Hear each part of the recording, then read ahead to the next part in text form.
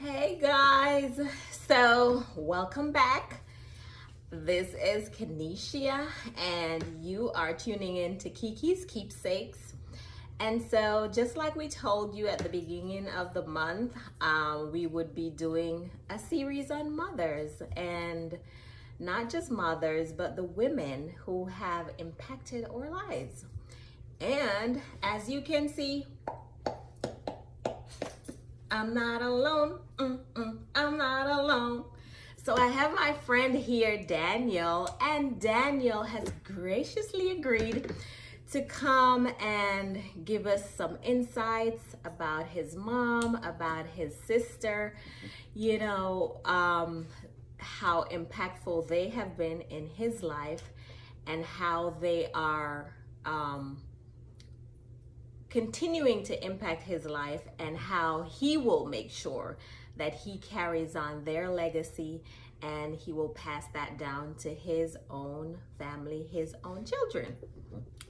So I want to introduce Daniel Hightower. Hi, everybody. Round of applause! A round of applause!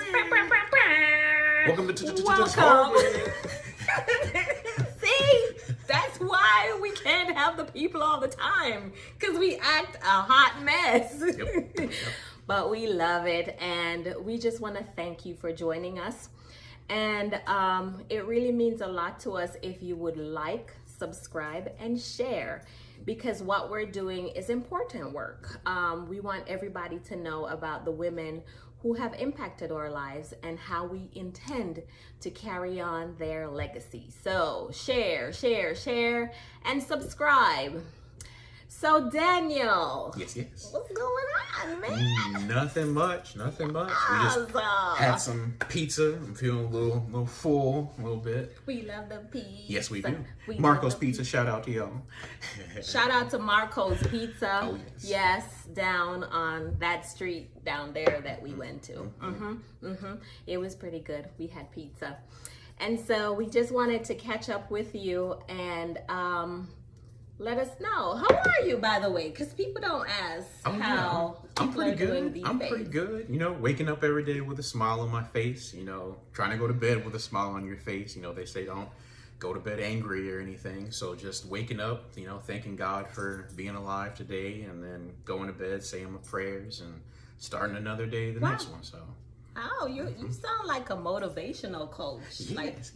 You could just go out there and start a new career. You need some motivation out there. It's some crazy stuff these days, people, they test you. So you got to make sure you know all your stuff. I like that you said they test you. So since the people are out there testing you, how do you wake up with a smile on your face and go to bed with a smile on your face? Well, one thing when you wake up, you got to make sure you're thankful for a lot of things. You're thankful that I have my lovely wife with me, April. I don't have a wife. No. Sorry. But you do have your son, so you're happy about that too. That you're both healthy, that you're both fortunate and blessed, Absolutely. highly favored is the main thing. And then of course you go through your trials and tribulations during the day, but when you get home, you let all that out. Try and clear your mind. That way it doesn't weigh too heavily on you, and then, go to sleep and wake up and try again the next day. I love it. I love it. That is so good. So be thankful, even in the midst of trials, in the midst of, loss, in the midst of tribulations. Be thankful is the message that Daniel is giving us. And even if you do not have a wife, I don't have a wife. And so I do have my son. So I'm very, very thankful for him. And I'm thankful for the life that we have. Oh, yeah. So you have you've had the experience of having two very special women in your life. Yes. And you can talk about those women. You can introduce those women to us, and you can let us know which one you want to talk about first. Oh, yes. I like to talk about my biological mom first. Her name was Zimbrina. She, from what I remember of her, very lovely woman. Everyone tells me she was full of life. They say I have her smile. So I see pictures of her smiling, and I definitely see it. I don't remember too much about her because she did pass when I was 6 years old. I lost both my parents during that time, so I remember bits and pieces of how she was, but from everyone who knew her before, I'm a splitting image. Apparently, personality-wise, again, smile-wise. Yeah. But after she passed, my oldest sister adopted me, and from that point on, I just called her mom. And she's tried to pass on lessons and wisdom that she has, and just like you said before, that I can pass on to my kids, or any other one that I come into contact with, because we're learning something new every day. Absolutely. So something they haven't taught me, someone else says something, and then we just keep passing it on. It's a big circle, you know. I love that. So what is your sister's name? My sister's name is Shawana. It even sounds so weird calling her that because I like calling her mom all the time. So, because we can call some of our sisters. We can call them by their names. So in the olden days, like in our culture, we cannot call our sisters by their name. You have to say sister. Yeah. Like, it was so weird in those days. But I'm glad I wasn't born in those days, because right now I just say, like calling everybody by their name. By their name, or I don't just be like, "Good morning, wife." Like, or you. Good morning, friend. Yeah. Sometimes I don't even call their names. I'm like, you. I could see it being a respectful thing also, like a respect for the culture and the stuff that y'all are going through. But yeah, it'd be weird. Keep calling it sister and brother. Yeah. It's a real thing. Dog. To this day, there are some people who still call, so the older ones, they still call each other sister and brother. Like, anyway, we digress. And so let's just bring it on back. So tell me about losing your mom, and what was that like at such a young age, losing your mommy? Because a boy, like, they have a very special relationship with their moms. So what was it like losing your mom at that age? I would say probably the one word I'd go with is confusing. I was 6. When we went to the hospital, it was just, go play with this or go watch this. Oh, wow. I didn't understand what anything was happening. I saw people crying, but I didn't understand exactly what, was going on. And then all of a sudden, this lady walks up to me and she's like, "Hi, I'm your older sister. It's the first time I'm meeting her." Wow. And she's like, "You're just going to stay with me for a little while until we get things figured out." And of course, I'm 6. I'm like, let's go, New place to stay, new people to meet, maybe, some new toys, something like that. And then as I got older, I started to understand more that, I'm not going back home or what I knew was a home. But my sister, she had just had her first child. My little sister, Brittany, she's actually my niece, but I still call her my sister. But, just, I applaud her for her efforts, and she's always been a hero in my heart, because for her to still be learning how to take care of a child and then have a 6-year-old thrust upon her when she's not prepared, is a big challenge. And, she definitely rose to the occasion and more. So I'm always, like we said at the beginning of the video, thankful for her. I don't know where I'd be without her, really. That is so sweet. And then, so how old was she when she took you in? She was 22 at the years time. Old. Oh my gosh. Still very young, still learning life lessons. And then she was already mentally prepared to take care of a little girl. Now it's like, I have to take care of, another person, so it was an adjustment, to be sure, but we made it work, and I'm here today, 32 years old, like I said, blessed and highly favored. I'm still speaking to both of my parents. I'm trying to figure out what to do for my little sister's birthday coming up next month. So yeah, we're we're getting there. We're like taking it that. day by day. I like that. Alrighty, so what was it like growing up with your mom after moving in with her? Was it like a very difficult adjustment? What was it like being in that space together, that new space, recognizing that, hey, I'm not going back home. This is where I'm gonna be. I haven't seen my mom in a long time.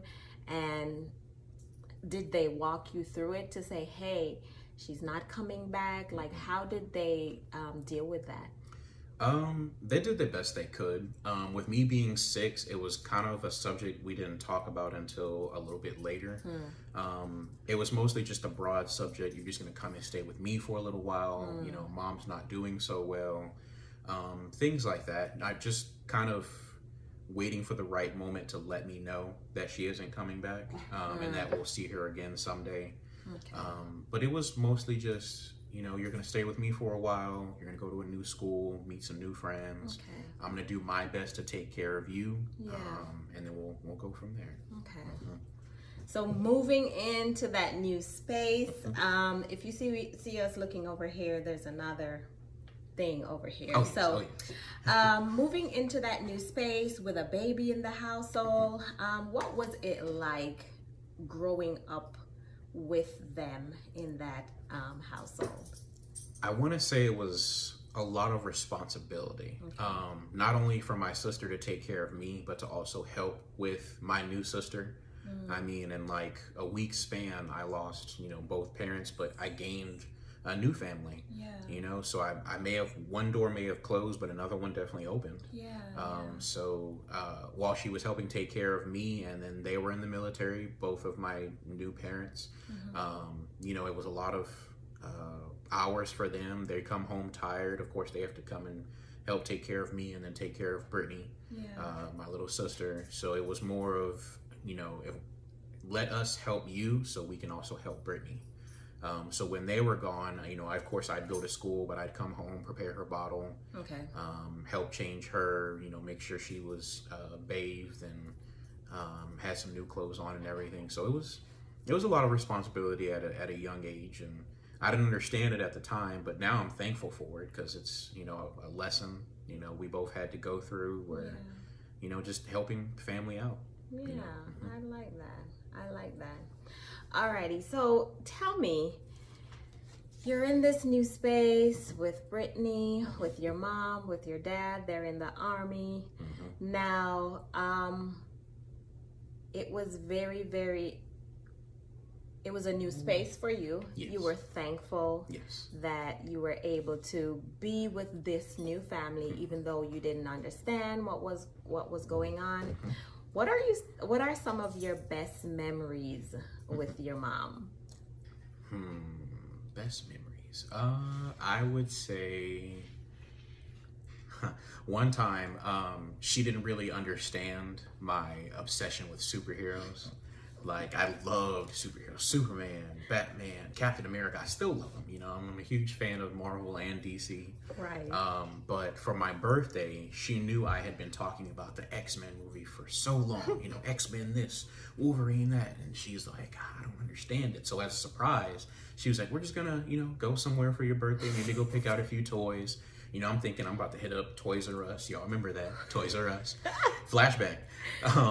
But instead, she took me to the movies. And she was like, you know, let's go see X-Men. And I start freaking out. I'm going crazy. Oh, my God, Wolverine.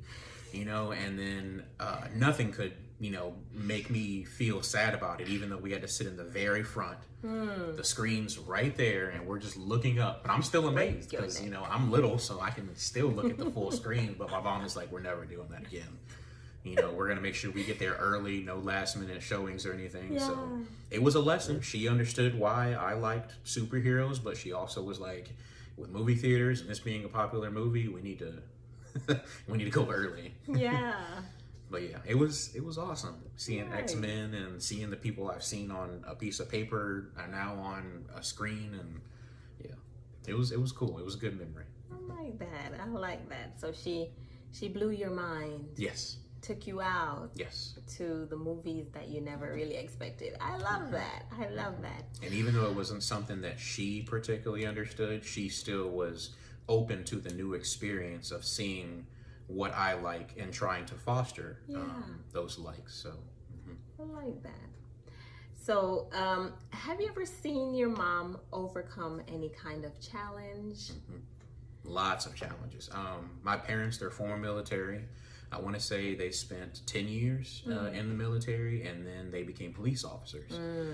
So my mom, she just retired with 28 years in Temple PD, and I'm extremely proud of her because she's been like one of everything. She's been in SWAT. She's been a detective for child abuse cases. She's been the PIO officer, so the officer that goes on the TV to explain, you know, what's happening in your city. Okay. I told her doing all that, you might as well go for chief of police also. Right. I mean, but she said it was time to go and find something new, a new journey in life. So I've seen her overcome a lot of obstacles, especially those child abuse cases. People are crazy. Tell me about it. Yeah. Oh yeah. Yeah. Oh yeah. Okay. Have you ever seen her cry? Yes. I have seen her cry once before. It was a particularly crazy case that she had, you know, being a detective for child abuse. And funny enough, like, as much love that we have in our family, we're not big huggers too much. I wouldn't say until the later years I was more of a hugger. Yeah. But one day she just came home and she hugged me and Brittany, and we were like, did one of us get an A+ or something? Or, you know, like, what happened? And then she was just like, oh, you know, nothing, just saying how much I love y'all. And we were just like, okay, we're gonna go back and, like, we didn't understand it in that moment. We were like, we're gonna go back and do what we were doing before, but thank you. Yeah, thank you. Thank you for that hug. Yeah. What do you most admire about her? I would say, if I can combine the two words, I would say her endurance and her determination. Life throws a lot of different things at you at different points. You can never truly be ready for anything. Plans that you make, they can always, you know, mess up or change.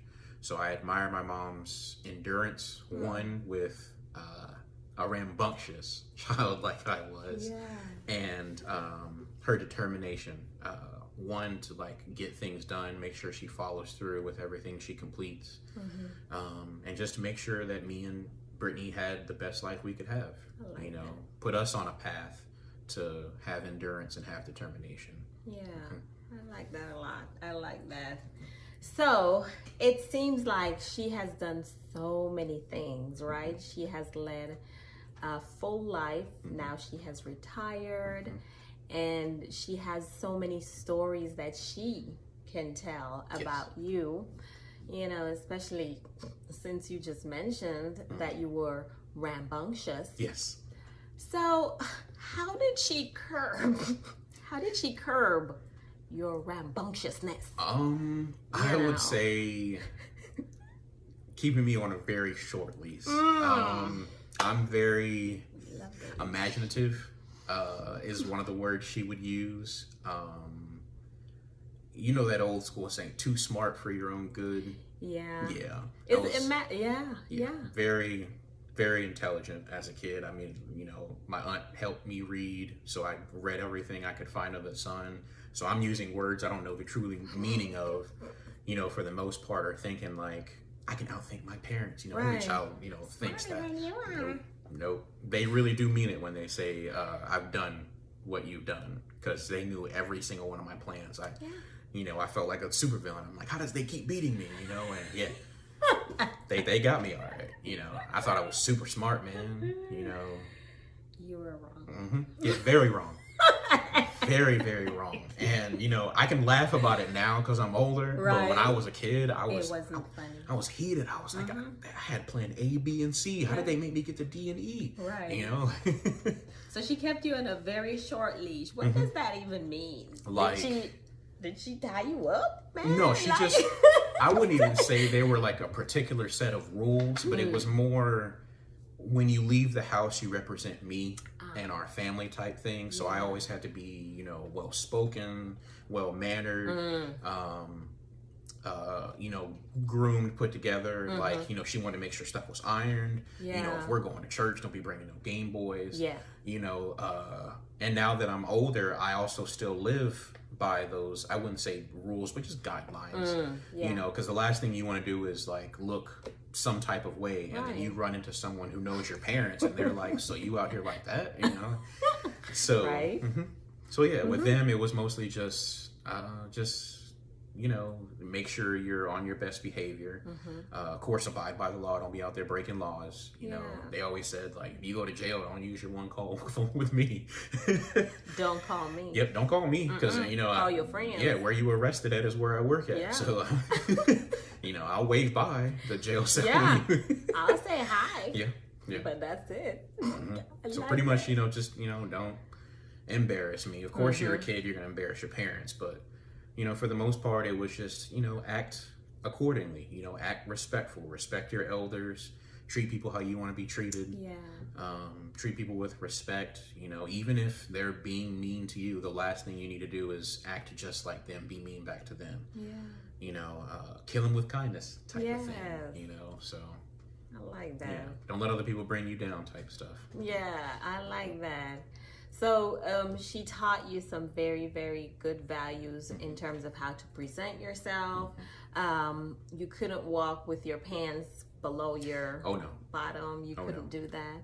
No. And you couldn't be ashy. Nope. And even now, I know you. I've never seen you ashy. So, you know, your mom taught you well. I just wanted to let you know she did. Always make sure you smell good. You know, keep some chapstick on you, some gum. You know, you want to. A first impression is always a lasting impression. So the last thing you want to do is be out in public. Let's say you did a job application for Hobby Lobby or something.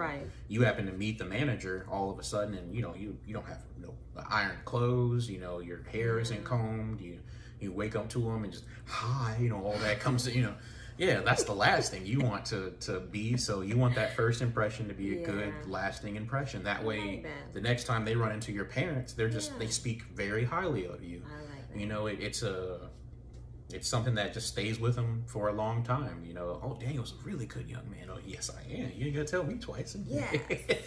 You know, and then just make sure that you know, you just keep going by those, you know, golden set of rules. That's all it is. Just treat people how you want to be treated. So you treat people respectfully, I kind of respect it in return. You're not always going to get it, but you know, there's millions of people out there in the world, billions. Someone will treat you with the respect same way you give it. And I think that's very important because even right now in the culture that we're in, a lot of moms, they're so busy. Just parents in general, they are very busy because they're trying to get it done. They're trying to make sure everything is taken care of at home. And so a lot of these values, they get pushed aside, and these children, they're watching a lot of TV. You know, they have the influences of their friends, the internet. Everybody's on TikTok. Like, what is a 6-year-old doing on TikTok? That's addicting. Don't get me started on that. But it's very, very important. And I love that she taught you that. Not just, hey, you know, be respectful, but how do you carry yourself? And a lot of people are not talking about that. What are you teaching these boys how they carry themselves? Are they going out with, you know, bad breath? Are they going out with their face all dirty, their clothes dirty? But I love that she taught you those lessons, and even now you are still using those lessons. You're putting those lessons into your lifestyle, and you're making sure that you live them out, and you live them out well. And I really, really like that.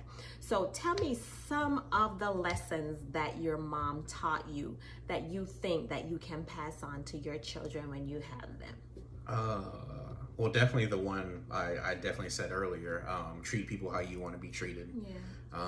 The last thing you want to do is trying to go out for groceries and you end up in a fist fight with somebody because they didn't say excuse me or something. I mean, not everyone is raised the exact same, so everyone's going to have different cultures, different differences, different ways of speaking. So yeah, definitely treat others how you want to be treated. Another lesson, let's see, you know, speak with respect is the main thing. You know, I remember I was calling someone sir, ma'am, and they're just like, oh, I'm not that old. And I would have to explain it's just the way I was raised. You know, it's a Southern thing sometimes, you know, to put sir or ma'am after the end of something. You know, at my job, I'll just be like, yes, ma'am, yes, sir. And they're just like, oh my goodness, you're so respectful. And I'm like, I know, it's my mom. So that's one of the things that stuck with me too. And I feel like that's one of the jobs as a parent or some type of guardian figure is to give lessons to the, you know, children or someone that you're influencing, and just hope that they take it with them when they go out into the world. Because, you know, inside your house is one way, but once you step out those doors, it's a whole nother ball game. Yeah. You know, other kids, so you see that they're doing this and they're acting a certain way. And of course, you can always come back and ask your parents, well, why does Jeremy get to do this? Or why does he get to talk to this person that way? And my parents are they're the ones who explain it to you. They shouldn't be speaking to them that way. Right. That's not the right way to, you know, that you need to be doing that. So that's one of the good things about my parents. Not only did they give me the lessons, but they explained the reason behind them. It wasn't just I need to follow them blindly and figure out what to do. It was, I'm showing you why you do this, because when you get older, you're going to need this when you're out by yourself. I like that. I like that a lot. So I do want to just emphasize the fact that you're married, but you guys do not have children yet. And just because you don't have children, it doesn't mean you're lame. Right? No. You're not. That doesn't mean you're lame, right? So you do have influence because you spend time with my son, you spend time with other children. These are things, these are values, you know, that she has passed down to you that you can pass down as you go, and even before you have your own children. So I like that. It's something that she's instilled in you in such a way that it just oozes out of you. It's not, it doesn't come and go. It's just a constant thing. And that's what I like. The impact that our parents have on us, it stays with us. Yes. It's not a one-off thing. When we really learn these lessons, when they have, you know, truly deposited these things inside of us, it stays. And their lives, their memories, their impact, it carries on, not just like you said, when you go to the store, when you're at work, they see this in you. And when they see these kind of things in you, they're like, oh wow, yeah, he is so respectful. And I think a lot of people at times, they're like, maybe I can be like Daniel. You know, maybe I can say yes sir, or yes ma'am, no ma'am, when I'm conversing with different ones. So I really, really like that a lot. Yeah, I would say practice makes perfect. You know, once they kept repeating those values and those teachings to me, those lessons, it was more of just repetition. The more I did it, the more it was just ingrained in me. Sometimes I have to cut it off, you know. I'll just be like, yes, sir. And they're like, oh, please don't call me sir, you know. And I'm like, yes, James. It's, you know, it feels weird, you know, but, you know, that's their way that they like it to be told. And it's not, you know, a bad thing for you to still use it. Right. It's just, you know, like repetition. You know, mentally I have to sometimes cut it off. And in today's world, you have to learn to be careful with some of the pronouns or some of the things that you're using. So yeah, mostly it's just yes, I would say, or I would just be like, oh, no thank you. Yeah. I have to mentally be like, no thank you, sir. Or no thank you, ma'am. Say ma'am. Because sometimes you see a sir and it's not a sir. Yes, and I'm trying to be respectful. And it's not a ma'am, so you have to, You know, we're all still learning. Life is a big lesson. So, you know, the more you want to teach me, the more I'm able to adapt and learn and go from there. So. Absolutely. Absolutely. So tell me about, last week I talked to my friend Colleen, and we talked about a time when our moms went Ninja Warrior, because I went Ninja Warrior for Zai. you know, a couple weeks ago, and I always go Ninja Warrior. I'm like, you know, I'm like the baddest chick when it comes to Zaya, you know, no fear. Okay. So, Mama cub. so tell me about a time when she had to go Ninja Warrior for you, on you, alongside you, you know. I would say the one time I definitely remember her going to like bat for me is at a school. That was one day I was getting bullied at school because it seems that with those lessons and you standing out from the crowd, that helps. What's that old saying? Like you're that nail looking to get like hammered. So because you carry yourself a certain way, there are going to be people who don't like that about you. It's more of jealousy, envy, those different things. And of course we're children, so you know they want to understand why you seem not even really like uptight, or you just seem snooty or whatever. And it's not that I'm being snooty, I'm just being respectful. You know, but I was being bullied for being respectful to my teachers and to the other kids, and one of the kids called me the N-word and said the full thing, ER at the end of it too. And of course I didn't understand what that meant, but he just kept repeating it.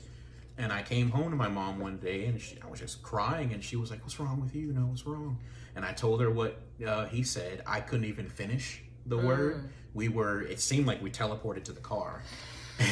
And we drove up to the school, and I promise you, my mom just like double kicked the doors down with her foot, and she was just like, "I need to speak to the principal right now." And you know, they're just like, "Oh man, we need to calm down." She's like, "Why'd you tell me to calm down?"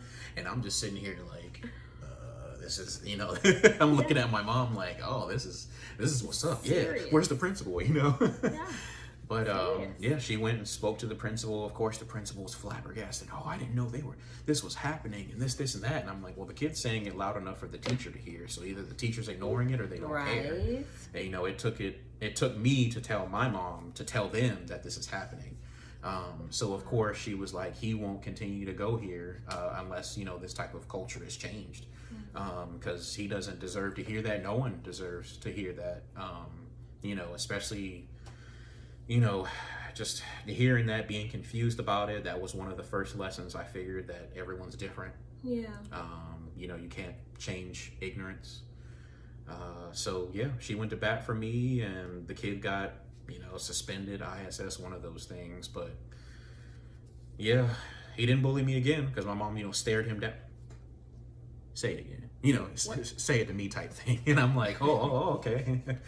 You know, she brought that police officer out of her, you know. But yeah, it was a good many lessons learned that day. You know, not everybody's gonna be appreciative of what they have, thankful for it. It was a good lesson that day. You know, don't tolerate no bullying, kids. No. We'd say no to the bullying. No. So there is this Michael Jackson story that's, oh Lord, you know, floating around. Why don't you just tell us about that story? Yeah, it's a crazy story. So, while my mom was the one to be like the sweet, she was the good cop, I would say, and my dad is the bad cop. You know, very big disciplinary. Yes. And he was I was a very, like I said, imaginative kid. I'm still imaginative, but I was one of those kids where if I saw something on TV, I had to copy it. So if I saw like dancing on TV, or if I saw Superman or something, I wanted to jump off the couch and try and fly just like him. So you're the reason they started saying, "Don't try this at home." Oh yes, most definitely. Yeah. They were just like, "You know what, you need to stop, Daniel." you know, they didn't know where I was, but they just felt it. They were like, "He's gonna jump off the couch. Don't try this at home." Yeah. And so in the one instance that it was, I had just seen Thriller for the first time on TV. Yes, and I was going in. You know, wow. I saw someone that looked like me, that was being appreciated, and that was being, you know, congratulated and celebrated, and it was very influential for me. I mean, of course, it was scary at the time because they were zombies, and you know, it was a werewolf. But his dance moves, it was, you know, just crazy. You know, first time I had seen dancing like that. So I went to school the next day, and there was like a dance contest going on. So of course I was like, I got this in the bag. I've been practicing all night. I just saw Thriller. I'm like, none of these other kids have probably seen Thriller. I'm about to go in. So I start doing all the Michael Jackson moves. Thriller, Billie Jean, you know, all that. And then I go for his, you know, move that he goes for, and I grab my part, and of course all the kids are like, oh my god, he's grabbing his baby, and I didn't think of it like that. I was just like, he's just doing a dance move. Saw it on TV. Got called to the principal's office. My parents got called up there. They were just like, what? Of course my dad done flew off the handle. You like grabbing your thing in front of little girls, man? Wow. I'm like, no, it's nothing like that. So while my mom goes back to work, I go home with my dad, and he was like, all right, two choices. Either I can whoop you for a little bit, or you can continue to do the Michael Jackson. So of course, I don't want to get beat, because like, I want to be able to sit down the next day. So I'm doing the Michael Jackson. I'm thinking it's going to be like, you know, a couple of times. An hour later, I'm still doing the Michael Jackson. And my mom comes home and she's like, where's Dan? He is in so much trouble. I'm going to talk to him. And then my dad's like, oh, he's in the room. And then he was like, he calls from the living room and he's like, I don't hear you hee-heeing in there. And I'm like, hee. And my mom was like, okay, wait, that was a little extreme. So she was like, hey, you need to go sit down. I'm telling you, I was the most Michael Jacksonist kid. I had all the moves down packed after doing that for an hour. Oh my gosh. Yeah. So that stuck with me for until now, as you can see. I can laugh about it now because it's absurd, but I remember telling my parents about it and they're like, I don't remember that. I'm like, of course you didn't. You were sitting watching TV and I'm doing the Michael Jackson for like, it wasn't really, I don't think, an hour. I think it was like maybe 15, 20 minutes, but to a little kid, that's like at least 2 hours. Yeah, but, pretty much. Oh my gosh. Yep. What would you want everybody to know about the impact that she has made on your life?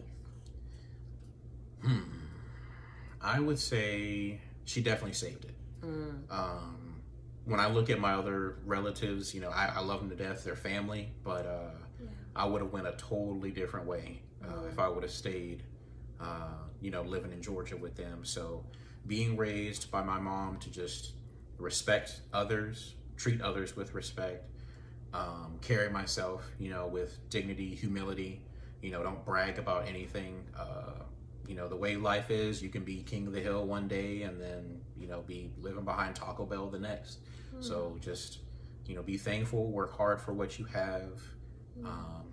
And I'm just grateful that she took it upon herself to adopt me. She didn't have to, you know, she is my sister, she's family, but she already had a kid at home. She didn't have to, you know, come have me live with her and, you know, teach me how to be the man I am today, but she did, and you know, I thank God for it. So. Yeah, that is amazing.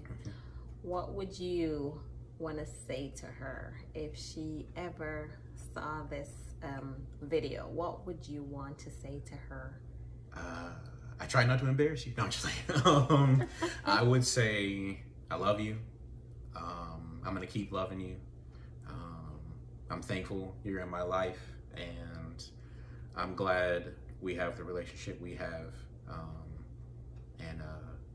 Yeah. I'll cook for you next time I see you. Yes. Try and have like a little family dinner or something next time I come to Killeen, come see you. Oh yes. I like that. Very nice. And so just to shift a little bit, it's been a number of years since your mom has passed. And like we've been talking about for the last 3 weeks, the grieving period, it's very, very unique for everybody. There is no set way to grieve. Where are you, having lost your mom at such a young age, and you know, you do have some memories of her, but you didn't have all the memories. You didn't have the memories of you being a teenager, you know, going out and, you know, doing all this stuff and hearing about it, or having her discipline you or giving you those lessons. So what is it like having lost her all these years, and where are you in that process? I would say some days it's rough. You know, I would love for her to have been with me for the big events, you know, Yeah. graduating high school, prom, you know, seeing me, you know, treat another woman with respect and Yeah. dignity. Seeing me get married on my wedding day would have been a big one. I still believe she's with me. Yeah. You know, I carry her everywhere I go. I don't remember much about her, but the things that everyone tells me that I'm keeping her memory alive. I like that. I still have a couple of pictures of her in the apartment. We had a remembrance table for her and my dad. So they were with us on my wedding day, you know, in spirit. You know, it was still a joyous occasion, you know. But yeah, I'm at peace with it. And like I said, I still carry her every day. I still think about her all the time and wondering, you know, what she would do with this, or, you know, would she be amazed with, you just said TikTok, things like that, you know. Yeah. So yeah, if she was here to see some of this stuff here today, it would just blow her mind, I like that. you know. Yeah. And so I was telling my friend last week that, you know, losing both your parents, at times you feel this great sense of loneliness, right? Even though you have all these people around you, even though you have all these people that love you, you still have those moments where you're like, man, I feel so alone, right? But it was so awesome that last week, Bishop T.D. Jakes, he was preaching from the Gospel of St. John, and it was like the 14th verse, the 14th chapter, the 18th verse, or somewhere about there. And it specifically said, I am not leaving you as orphans. I will not leave you as orphans. I will send the Comforter. So like the Holy Spirit as the Comforter. And I'm like, that just blew my mind. And I know that I've read that before, but it meant so much in that moment, knowing that I have lost both my parents, but there is a God that says, hey, even though you have lost your parents and you might feel like an orphan, I am not leaving you as an orphan. And I just wanted to share that with you as well, that you know, there are so many areas that we might feel like we don't have this, or this is missing, or I wish they were here for this or that. But the Spirit is saying, the Holy Spirit is with you. He will not leave you as an orphan. So I just wanted to share that with you as well. Yes. And he does. He works in mysterious ways. Oh, yeah. And we're not meant to understand the plan he has for us. But the main thing is just having faith and trust in God. And, you know, even though I did lose two parents, in that same week, he sent two other parents for me. My brother-in-law and my sister. I call them mom and dad. You know, it's just the way that it all worked out. And even when you do feel lonely, there's going to be moments where he sends other people to you. Yes, absolutely. And it's all about who you surround yourself with, how you carry yourself. I surround myself with like-minded individuals, very open people. So there are moments where, you know, you could feel lonely, but then there's those moments right after where you're like, I'm incredibly thankful for having the friends and family I have. You know, they keep me going, they keep me waking up. I have open communication with all of them. If I'm ever feeling lonely or sad, I text them, let them know, hey man, I'm kind of feeling down. And of course, my friend Ben will just be like, bro, I'm feeling down too. Let's do something. You know, let's go out, let's go watch a movie, let's have like a man day, you know, something. Same thing with my parents. You know, just last week my car broke down, and they were there for me. They came and picked me up. We went to different car dealerships. And then they were like, you know, do you have the money for this stuff? I did. It would have hurt momentarily, you know, with me and my wife and the bills, but then all of a sudden on the phone, my mom was like, I'm going to give you your down payment in full so you can use it. Save the other money that you just got and keep using that. And if you ever need help, don't hesitate to ask. I like that. Yeah, that is beautiful. And so your mom is still supporting you. And I like that a lot. I like that a lot. So it seems like one of the things that we wanted to highlight is you are a male. Yes. Obviously. And men do not always show their emotions. A lot of people might say, oh, they're not in touch with their emotions. But you have articulated very well how, losing your mom, you felt confused in that space. And you've also said that there are days that are hard. There are hard days.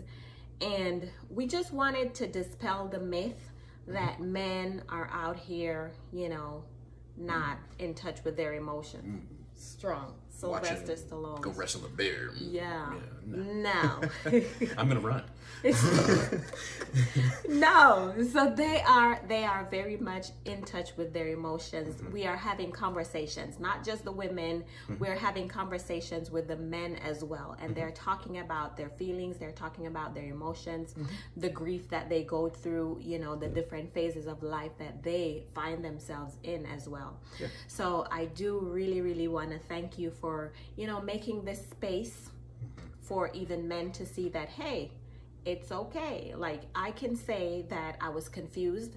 I can say that I was hurting in this moment. I can say that I felt like I was alone, or I'm having a hard day, and I do need to have somebody that I need to call. So you do have your friend, you mentioned Ben. Hey, Ben. What's up, man?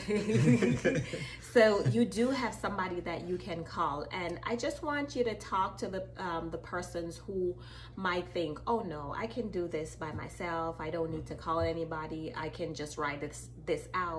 Maybe today is just hard, tomorrow will be better, and I can just move on. So if you can, what would you say to those persons who might be in a difficult space? It doesn't even have to be somebody who has lost a parent, but like, you might be having a difficult moment even with your mom, because even though we're highlighting our moms and the impact they have made on our lives, these are not perfect moms. Let's just say that right now. No, we're not all perfect at all. There's no perfect parent. Yeah. There's no perfect human. There's no perfect person. So whatever you want to call yourself, a human or whatever else, you are not perfect. And if you think that you're perfect, go talk to somebody about that, because you need some help. Someone's gonna point something out. Yes. So talk to the persons who might be in a space where they feel like they cannot talk to anybody, or it's best if they, just keep it to themselves. As a male, like, speak to the males, especially in this time. Males, females, kids. There's always someone you can talk to. I know there's that weird stigma about therapy. How you can't speak to anyone about your feelings. You have to keep it all bottled in. Yeah. That is going to make you sick. And not just more ways than one. Like, it makes you bodily sick, holding all that in. One day you're just going to explode, and the wrong thing's going to happen. So it's better to talk about that stuff and get that stuff out. Yeah. Because you may not feel better in that moment, that exact moment you let something else out, but it'll get better down the road. It's a day-to-day process. Yeah. You were talking earlier about how grief is different for everyone.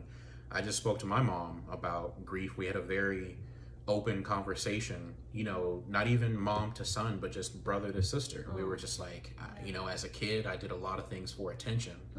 And I was resentful for a while about how all the attention was on my younger sister, but not on me. Yeah. There were things I wanted to do with my life, but I couldn't, because I had to either stay home with Brittany or go doing this or go help with this. So even though I may have missed out on that opportunity, it just wasn't meant for that to happen. Yeah. I needed to go on another certain path, another road, and I told my mom, I forgive you. Yeah. You did the best that you could. Oh, yeah. We all grieve in different ways, and she said she didn't understand that my attention seeking was my way of grief. I was confused, disoriented in this new change in space. But the main thing is just, there's always someone you can talk to, a friend you trust. We all go through loss in some type of way. It may not be a person, it could just be a thing. You may have lost a pet. You may have lost money, lost time on doing something. So there's always an avenue and way to speak it. Sometimes if you're not a big speaker, you can write it down. Yeah. I used to keep a dream journal just to try and figure out what my dreams were trying to tell me. There's different avenues, different ways you can do things, and keep a personal diary. You can go on a podcast and speak about different things. So there's lots of things to do, you know. The way AI is going, you can ask the computer how to talk about it. Absolutely. And I'm pretty sure it'll give you hundreds of ways to do it and not have to spend too much money to do it. That is so true. So yeah, it's a road to get in touch with your feelings, especially men, if you've never talked about it to anyone or if you consider it a weakness. It's not, it's a strength, you know, to be in touch with your feelings, to speak about it. You know, sometimes after a good cry, you have a good nap, you know, and that could have led to something. What if you had insomnia and now all of a sudden you can sleep because you talked about something, you had a good, nice little cry about it. I'm not saying go and watch Titanic, you know, and force yourself to cry, but just, you know, just take a moment to yourself, you know, meditate, put some music on that you really enjoy, that's nice, that's not disrupting, and then, just get in touch with your feelings. There's nothing wrong with that. Nothing at all. And I do want to encourage like different ones to help create that space for persons. Give them that opportunity. Be a safe space for somebody else to land. You know, a lot of people might not be able to talk to everybody, but they can talk to somebody, as you said. So you be a safe space for anybody to land. We have to be mindful. A lot of times we might be going through so many different things that, you know, are affecting us that we become so blindsided. We do not see the other person that is next to us that's hurting even more. Like there is this popular saying, like, when you think that you have it worse or bad off, there's somebody even worse off than you are. It could always be worse. Yes. So I'd just like to encourage somebody, hey, open your eyes to the people around you. See where they are. See how you can be a help to that person. And just like you said before, your mom did the best she could, and we do want to, you know, commend her. Like, you did such a great job with Daniel. I've known him for a couple years, and he is very respectful. Like, he's very helpful, and I know that's because of you, and that's because of the work that you and your husband did for him. So I just want to commend you on the great job that you've done. And like we said, every parent is doing the best they can with the tools that they have at the time. And one thing that I've taught my son, be very transparent, be very open, talk about what's going on. So even though we lost my mom, I tried to make that space for him where we could talk about it. It was very hard. It was very awkward telling, you know, this 5-year-old, hey, your grandma passed away and all these things, or what's his age? He just turned 8. But telling this child, hey, your grandma passed away, like, that's a hard conversation. That is very uncomfortable. However, it was something that I had to sit in. I had to sit in it with him.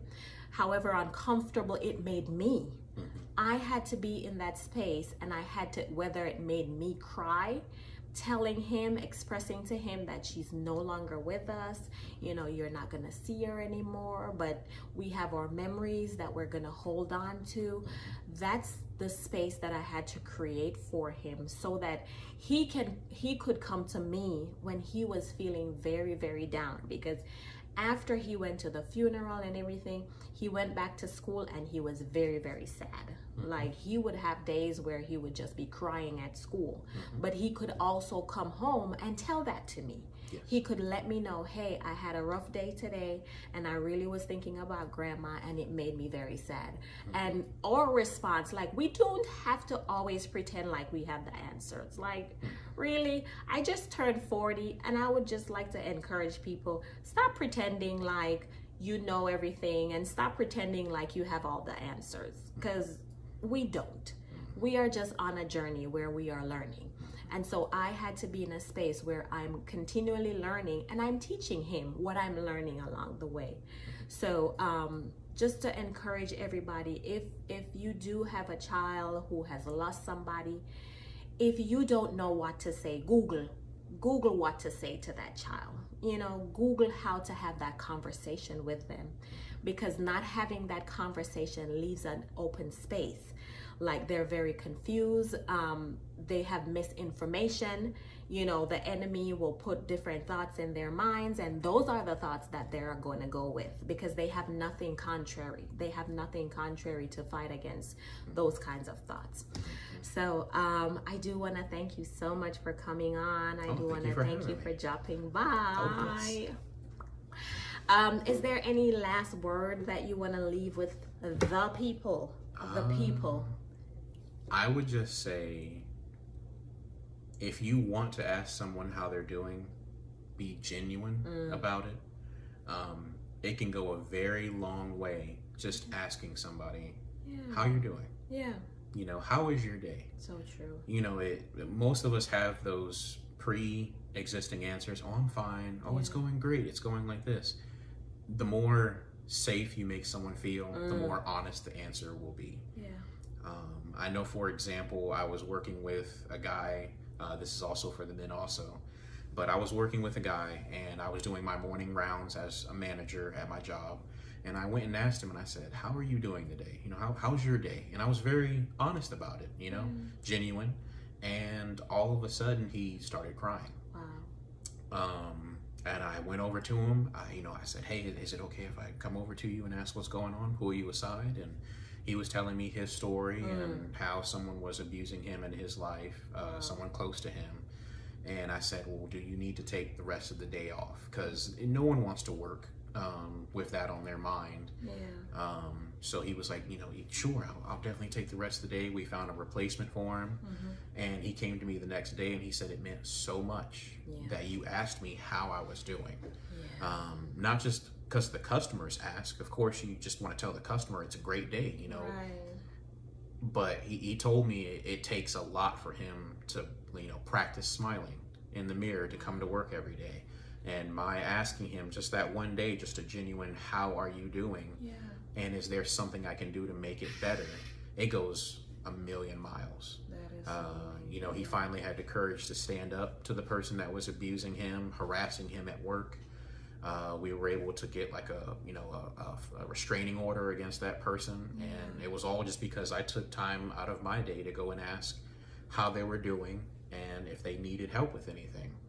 So it's as simple as that. It doesn't have to be a full-blown conversation like what I did and it lasted a whole week. It could just be kind to one another is the main thing. That's all it is. Yeah. And you said it before, do unto others as you would like them to do unto you. Yeah. So if you find that people might not be asking you how you're doing, ask somebody else. Just like Daniel said, ask somebody else, how are you doing? The things that you would desire for yourself, the things that you desire somebody to do for and to you, do it for somebody else. Yeah. And then you will see how much of a difference you are making in somebody else's life. So I do want to thank you guys for joining us. Thank you for watching this video. Like we said before, like it, subscribe to the channel, and share the video, because we just want to pass on hope to everybody and as much persons as we can. So you've officially been watching Kiki's Keepsake. I'm Kenesha, and this is my friend Daniel. And we just want to thank Daniel for dropping in and talking to us today. And like he said, spread the love and share with somebody else. This week, think about one person that you can make a difference in their lives. So until next time, peace out. See y'all later.